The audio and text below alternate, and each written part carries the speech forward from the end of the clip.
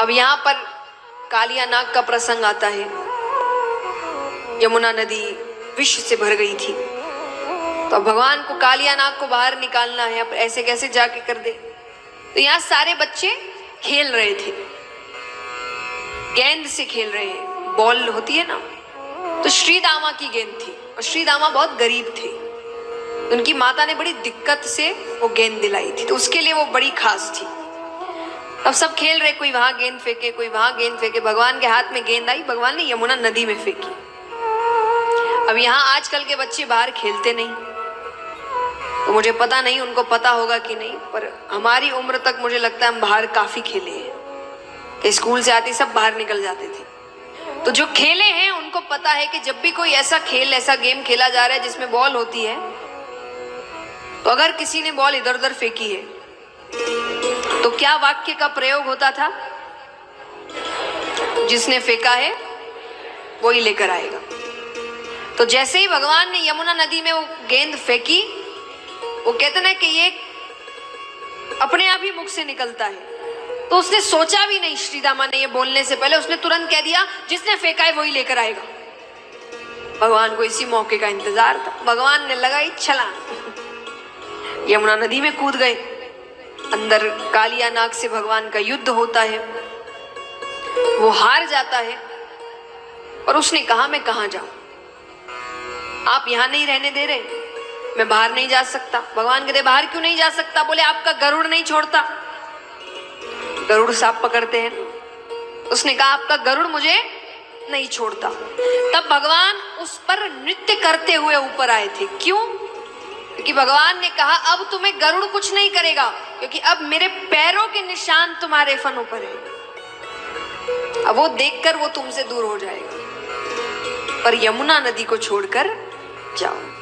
तो भगवान कालिया नाग को भेजते हैं। यहाँ पर खेलते खेलते एक और दैत्य की कथा आती है। अधासुर नामक एक दैत्य आते हैं जिन्होंने अजगर का रूप लिया, और वो बीच रास्ते में मुख खोल कर बैठ गए। दूर से कोई आए तो उसको लग रही कोई गुफा है, तो बच्चे खेलते खेलते गुफा के अंदर चले गए। भगवान भी अंदर गए। अब अंदर अंधेरा है, तो भगवान ने अंधेरे का फायदा उठाया। भगवान अपना आकार बढ़ाते हैं, बढ़ाते बढ़ाते भगवान उसके पेट को फाड़ते हुए बाहर निकलते हैं।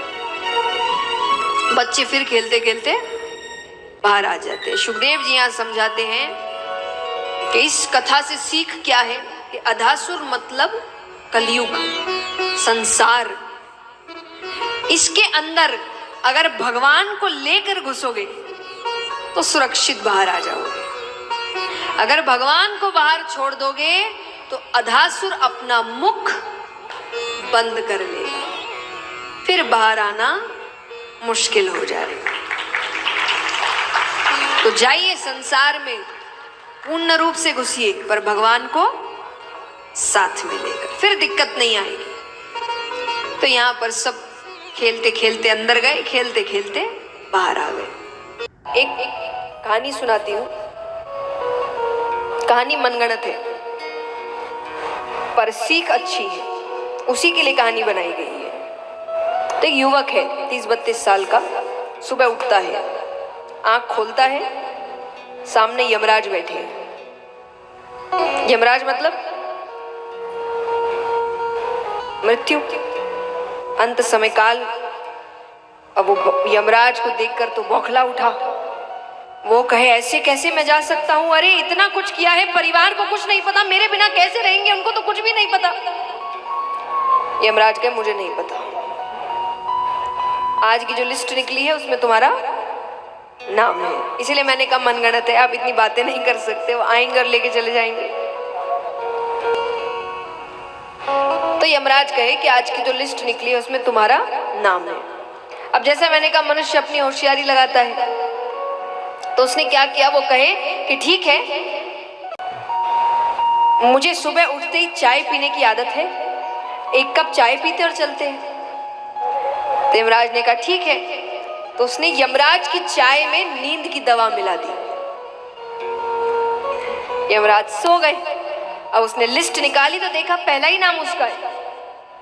अब उसको लग रहा है वो नाम गायब तो नहीं कर सकता, शक हो जाएगा, तो क्या करे? तो उसने कोशिश की नाम इतना नीचे लिख दो कि मुझे अच्छा खासा समय मिल जाए और कुछ सोचने के लिए। तो उसने अपना नाम एकदम नीचे लिख दिया। थोड़ी देर बाद यमराज उठते हैं। उसने कहा, अरे आप सो गए थे? यमराज कहे, अरे मुझसे गलती, चलो चलो चलो। वो कहे, हाँ हाँ चलो चलो, लिस्ट के हिसाब से जैसे भी नाम है, तो आपका तो काम है भाई कि लिस्ट के हिसाब से आपको व्यक्तियों को ले जाना पड़ता है। यमराज ने कहा, हाँ हाँ यही काम है मेरा। तो बोले चलिए।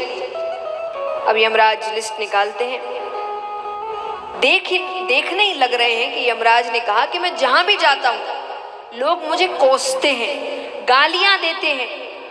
तुम पहले हो जिसने मुझे चाय पिलाई, तो आज तुम्हारे लिए मैं अपनी लिस्ट ऊपर से ना शुरू करके नीचे से शुरू करो। अब सीख है, ये सुनो, ये सुनाने के लिए कहानी बनाई गई थी। अब वो ऊपर जाता है। ऊपर गया तो भगवान उससे मिलते हैं। तो भगवान कहते हैं कि तू करता वही है जो तू चाहता है, कि तू करता वही है जो तू चाहता है, पर होता वही है जो मैं चाहता हूं। कि तू करता वही है जो तू चाहता है, पर होता वही है जो मैं चाहता हूं। तो तू कर वही जो मैं चाहता हूं, फिर होगा वही जो तू चाहता है।